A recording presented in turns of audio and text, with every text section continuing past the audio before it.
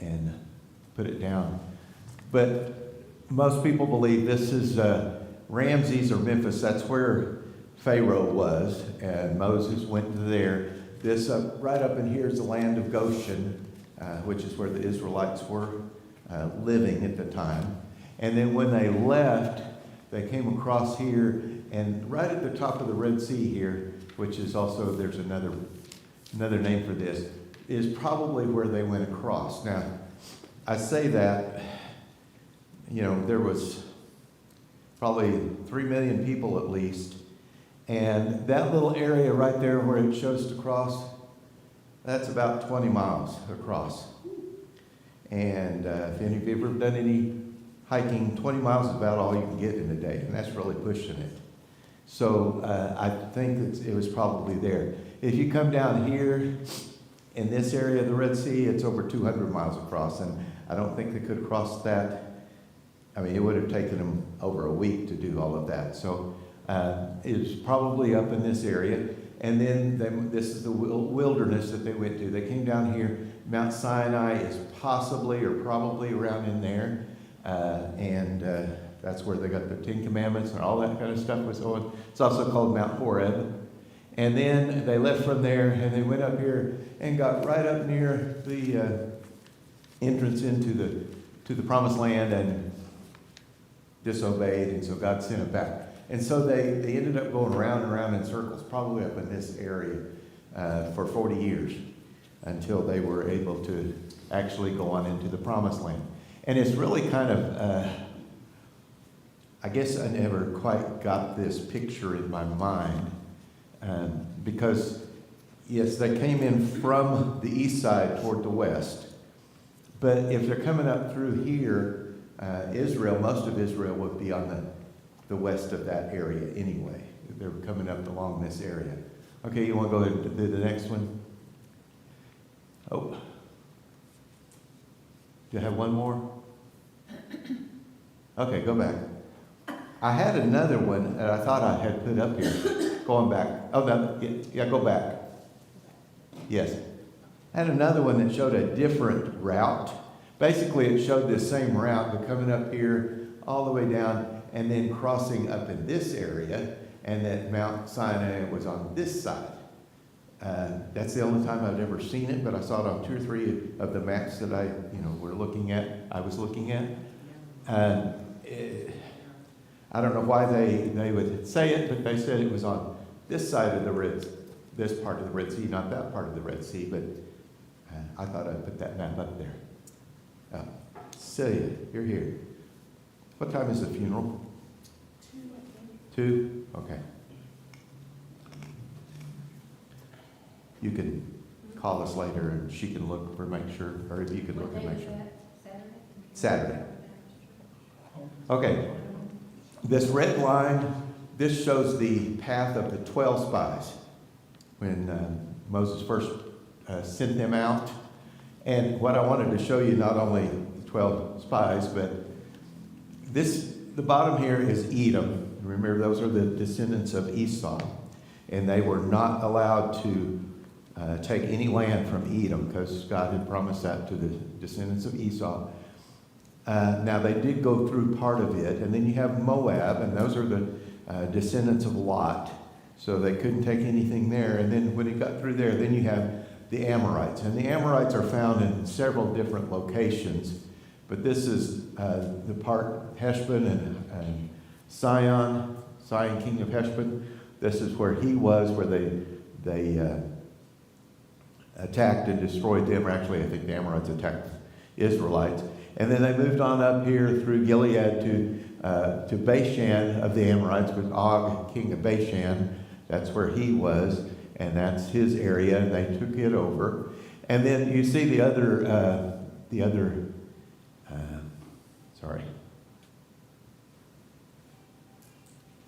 somebody's calling.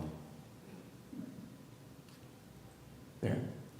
But the Girgashites, the Hivites, the Perizzites, the Jebusites, the Hittites, the Amorites, all through there.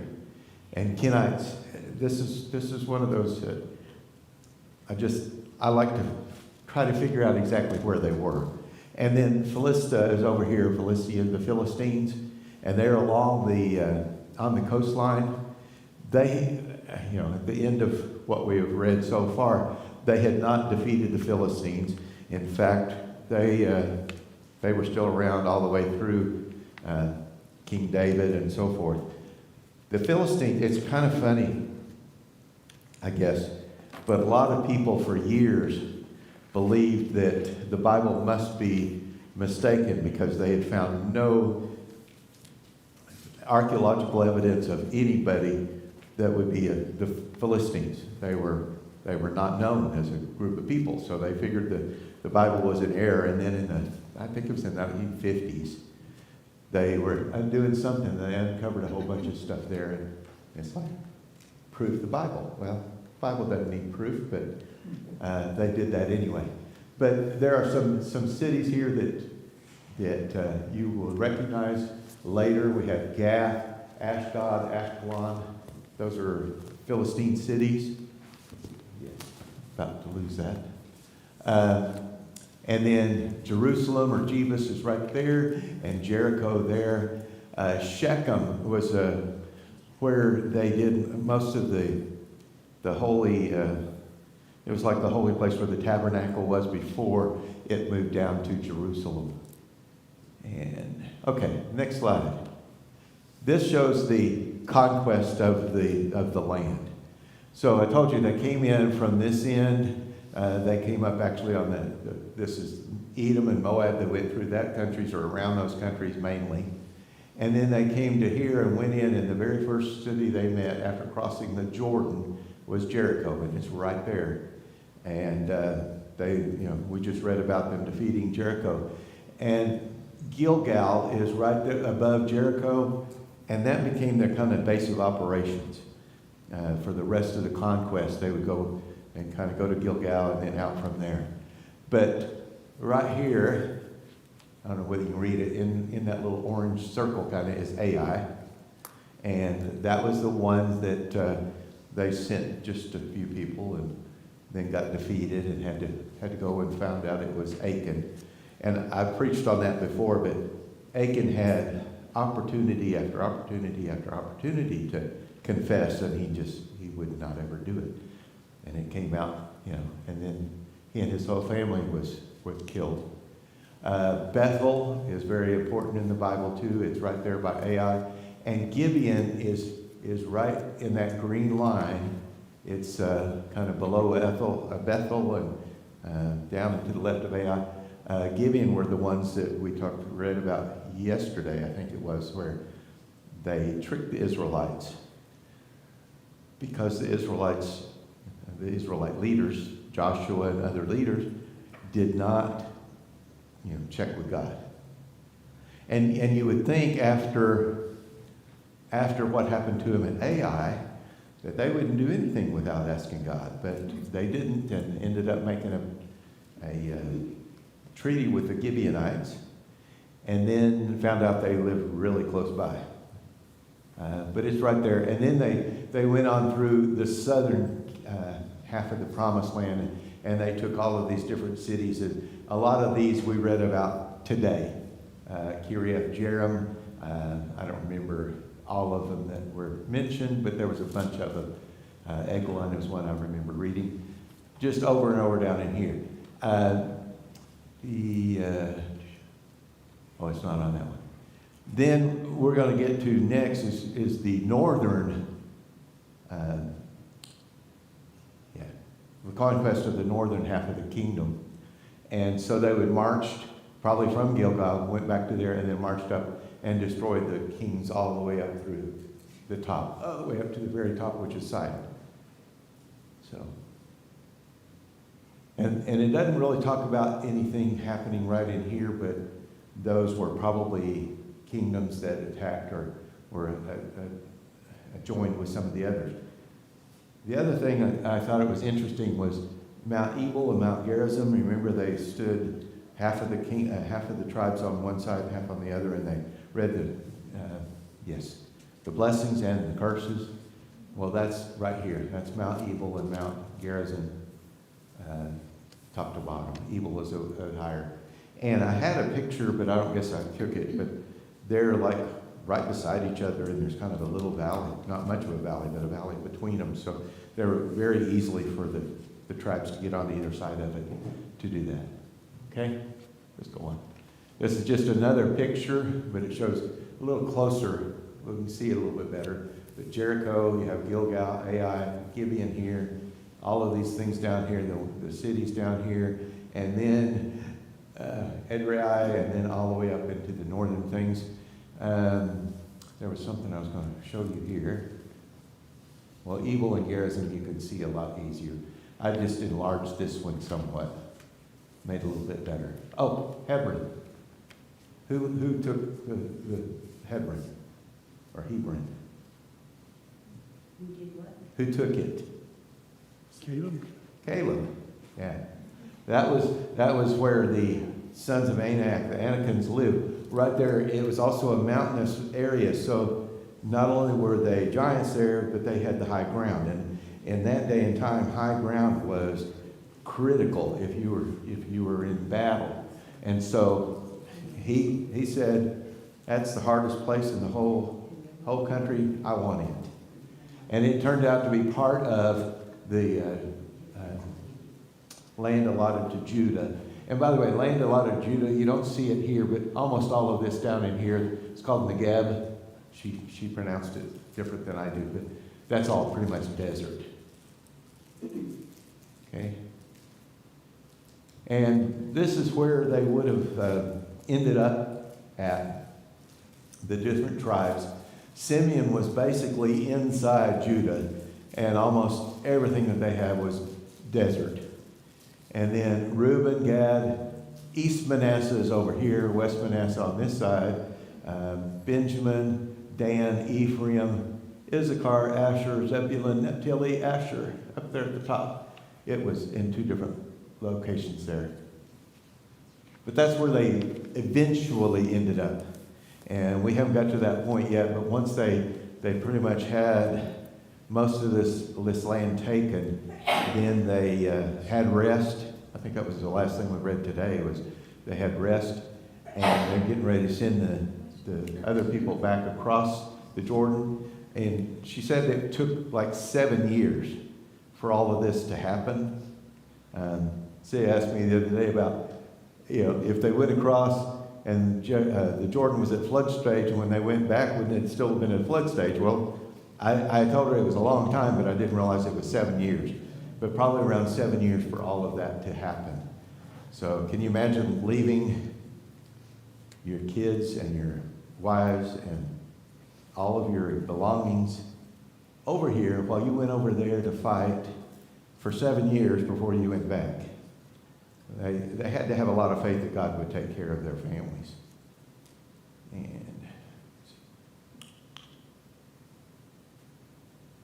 Okay, and the last one, I think. This pink area is basically what they had taken when the book of Joshua ends. So all of this out here, of course, remember the Philistines were over here, but the rest of this area up there, even here, and down in here, a lot of that, they will, God said, I'm not going to drive them out all at once. And so, because the land would have a lot of increase of animals and things that way if I did that. So he didn't do that. He also, I believe it says something about teaching them about war. And I think that was important for them to learn to protect themselves and just learn a lot of the disciplines and everything involved. If you remember David, when he fled, he went to Ziklag. It's right down here in the bottom. And that's where they would do raids into the Philistine territory. Eglon, Ashkelon, Ashdod, Gath, all of those areas in there. And then they come back to Ziklag. So it was south of there. And the Jordan River goes through the Sea of Galilee. I didn't mention that earlier. And then comes all the way down to the Dead Sea. And all of these little tributaries, rivers and stuff go into the Dead Sea. None of them go out. It has no outlet. All the water just comes in there, and then it sits there until it evaporates away, and that's why it is so salty, or has so much silt and stuff in it. Yeah. Any of you been there? I got some rocks from there, and I've seen pictures of people that float way out into it, you know, with no flotation device or anything, because you can't sink. So, questions?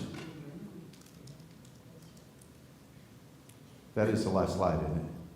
Yes. Okay. Yes. Okay, I was curious how, you know that the last siege of all the taking over of the countries, they did so many. How long did that take them? Well, all the way through David's, you know, you'd have all of the judges that were constantly fighting with them, and then Saul and David. I think when Solomon took over, he had fairly much peace. He still had an army, but I think most of them were kind of either driven out or made to I'm talking about when Joshua took that group. After they reached a certain place, then they took off again when the Lord said, "You're still young and strong. We're going to do more." And they just, it sounded like they just went forever. And I thought, golly, how long would that have taken? I don't know. Yeah. Other than, I think, I mean, this is just what I kind of remember in the back of my head, that it was around 40 years or so between Joshua and when the judges started ruling. So, and then, like I said, the judges had a lot of, it's really kind of, there's two things that really stood out to me this week, and I forgot to ask y'all what stood out to you before we started. One, and I've shared this with you before, but they were talking to Joshua when he first took over, and they told him to be strong and courageous. God told him to be strong and courageous 3 or 4 times, and they said, just as we followed Moses, we'll follow you. And I think she mentioned this too, but it's like, yeah, I don't know if that's good news or not, because they didn't follow Moses very well. And they were always rebelling against him. So, but it also, we haven't got to it yet, but it'll say that they followed God through the lives of all of these people, plus the children of these people. And it was the next generation that turned away from God. And that's when you start the judges. Well, this says that Joshua was approaching 90 years old Yes. when he took leadership, Yeah. and he died at 110. 110. So he was there for 20 years, and then the judges, I don't remember exactly, but I was thinking it was about 40 years before the judges started. I don't know if you can tell on this map or not, but where would Israel be now? Today, Uh-huh. it's pretty much, yes, all of this, all the way up into there, and let me think. Jordan is right in here. So Jordan might be in this part. I can't remember. Okay. You want to find a map, Bob? Or Cassandra? Just do a map of Israel today, and then you can put it up there. You can figure out how to do that. I was just wondering, I was sitting here thinking, so where are we today? Yeah. We're shrunk, haven't we? Well, maybe a little bit, but I don't think it's shrunk much.